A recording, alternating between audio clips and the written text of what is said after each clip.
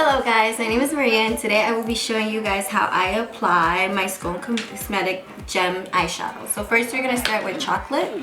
So first I would take my large shadow brush and I would just dab it and take the excess off.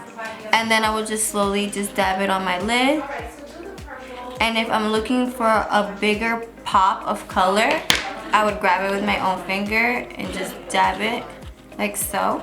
And then I would just apply it on my lid for a bigger pop. As you guys can see the difference, this and this already has eyeshadow on it.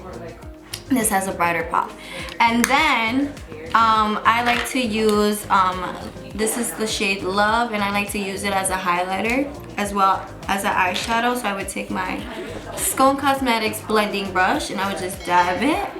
Once again, shake the excess off. And I would use it for my inner corners, as you guys can see. And then I could also take my finger, different finger, because we don't want to combine. And then I will dab it like so, and then you guys can see, just blend it out, and you can use it as a highlight. And that's it.